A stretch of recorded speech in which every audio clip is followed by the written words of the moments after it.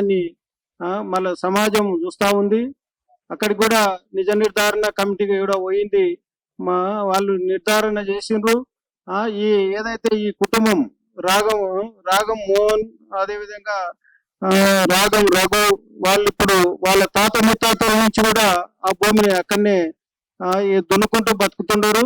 అయినా కూడా ఇక్కడ ఏం భూములు సరిపోలేదని ఈ రేవంత్ రెడ్డి గారిని అడుగుతా ఉండా, మేము మంత్రివర్గంలో హైదరాబాద్ చుట్టుపక్కల భూములన్నీ సరిపోలేదా? ఇంకా అక్కడ కూడా ఈ సిద్దిపేటలో ఒక యాదవ కుటుంబానికి సంబంధించినటువంటి ఏదైతే ఈ భూమిని కబ్జా చేసుకోవాలని, అంటే బలవంతంగా ఫోర్సిబుల్ గా ప్రభుత్వం మా చేతిలో ఉంది, కలెక్టర్ మా చేతిలో ఉన్నాడు, ఎస్పీ మా చేతిలో ఉంది, వాళ్ళని బెదిరించి ఎంతకో ఎంతో అగ్గులకు అమ్మిపించుకోవాలని చూడడం ఇది నిజంగా సిగ్గుచేటైన విషయం.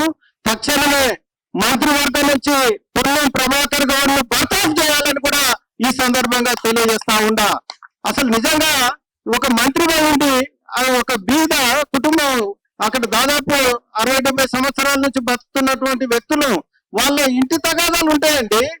తాత ముత్తాతల నుంచి సంపాదించిన భూమిని అక్కడ వరంగల్ వాళ్ళ కొంతమంది కుటుంబ సభ్యులు ఉండరు, ఇక్కడ ఉండరు. వాళ్ళు వెనకటికి ఒక పేపర్ తయారు చేసుకున్నారు వాళ్ళ తాత ఉన్నప్పుడే. అప్పుడు వెనకటికి ఏమి పట్టాలు లేవు. ఒకసారి ఇట్లా మాట్లాడుకొని ఒక కాగితం రాసుకుంటే అదే ఫైనల్. అది అందరికి తెలుసు తెలంగాణలో. మళ్ళీ దాని ఆధారం చేసుకునే వాళ్ళు భూములు అక్కడ వరంగల్లో వాళ్ళు తీసుకున్నారు, యువతలో వీళ్ళు తీసుకున్నారు. సర్వే నెంబరు 974, అదేవిధంగా సర్వే నెంబర్ 978, 79, 988, 105, 1005, 1006 ఈ సర్వే నెంబర్లలో గతంలో 20 ఎకరాలు ఉన్నది, వాళ్ళు పంచుకున్నారు. ఇప్పుడు అక్కడ వరంగల్లో వాళ్ళ ప్లాట్లు వచ్చినాయి, వాళ్ళ పాలనకు ప్లాట్లు ఉన్నాయి. ఆ ప్లాట్లకు అప్పుడు డిమాండ్ ఉన్నది కాబట్టి ప్లాట్ మేము తీసుకుంటే ఆడ పనికిరాని భూమి ఏంది సిద్దిపేటలో అని ఒక అన్నకు అక్కడ అలాట్మెంట్ చేసిండ్రు. ఆ భూమి ఇప్పుడు కోట్ల విలువ చేస్తుంది.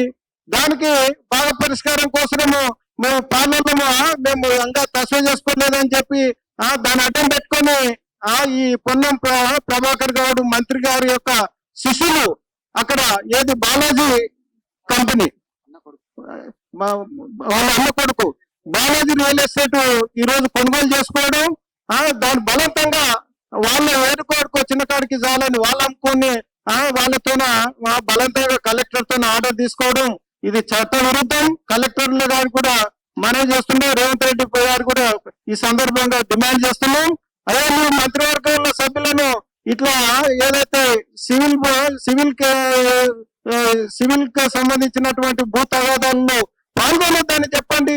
మరి చాలా చూస్తున్నాం మేము ఈ రాష్ట్రంలో కాంగ్రెస్ ప్రభుత్వం వచ్చినాక విపరీతమైనటువంటి భూములు కబ్జా జరుగుతూ ఉన్నాయి.